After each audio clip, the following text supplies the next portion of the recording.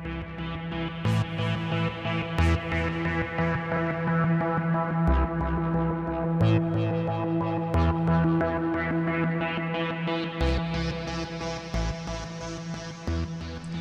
my journey of relationship with the Godhead over the past few years, one of the subjects that often comes up in our conversations is time. Time is a funny thing. It's so woven into the fabric of our consciousness that we've become focused on it, most of the time unaware that we're actually obsessed with it. It rules our days, our conversations, our decisions, our lives, and yet we really don't understand its effect upon us, how it governs us. In one of my interactions with Hashilush Hokodesh, I was given another perspective on time and how, as sons of God, we should view it and engage with it. And I'd like to share it with you now. Avi told me to look up, and as I did, I found that I was looking through space at something that, at first, looked like a dark planet silhouetted by a brilliant star just peeking over the planet's horizon. But as I looked closer, I discovered that it was not a planet at all, for the star began to rotate counterclockwise around the circumference of this black circle.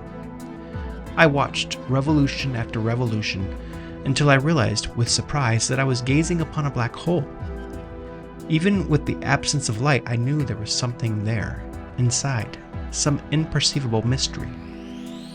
In my wonderment, I turned to Avi and said, "There's something at the center, but I can't see it." "Look with different eyes," he replied gently. In an instant, like the switch of a light, the observed light was changed. What was light became dark, and that which was dark, light. The center of the black hole was now visible to me. The first thing that caught my attention were multiple rays of white light being pulled inward towards something of great mass, and as they approached the center, their light bands narrowed.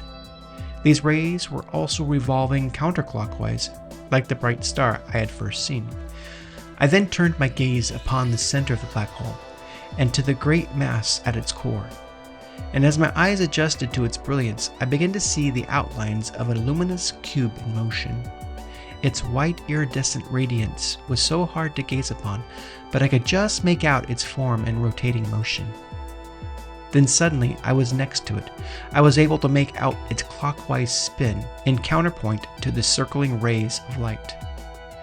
And around this brilliant cube, I saw for the first time a ring of tiny crystal shards, like a jeweled necklace, spinning in perfect synchronicity with the cube.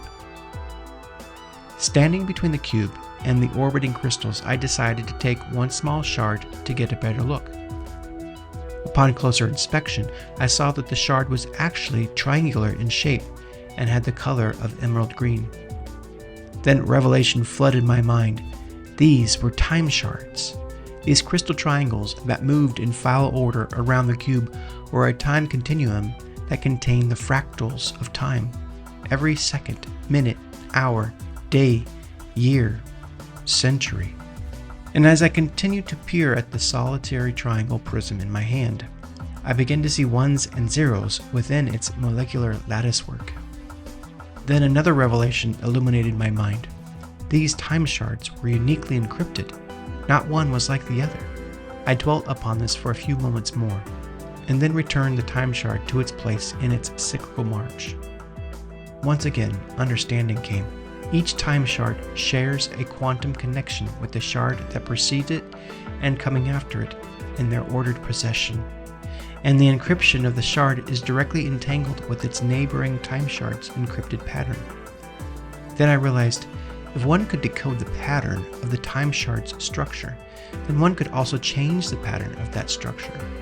And more than that, because each shard is quantumly connected to the shards around it, effectively changing the ones and zeros of the shard will also effectively change the ones and zeros in the others. Then Avi spoke to me again.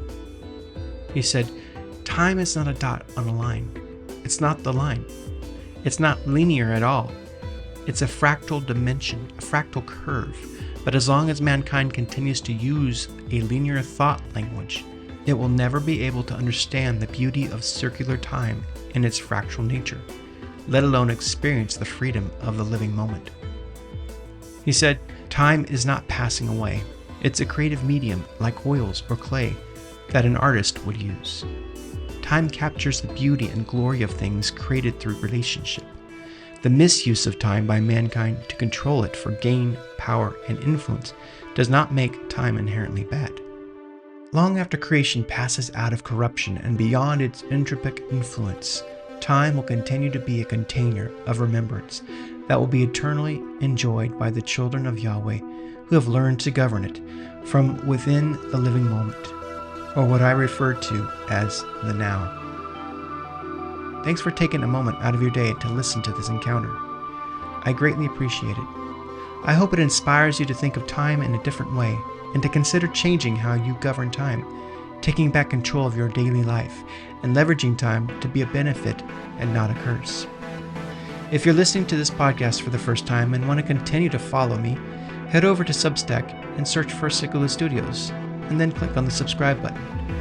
If you want to learn more about Hashilush Studios, check out my website at hashilushstudios.com. I'm also on Telegram, X, Discord, and YouTube.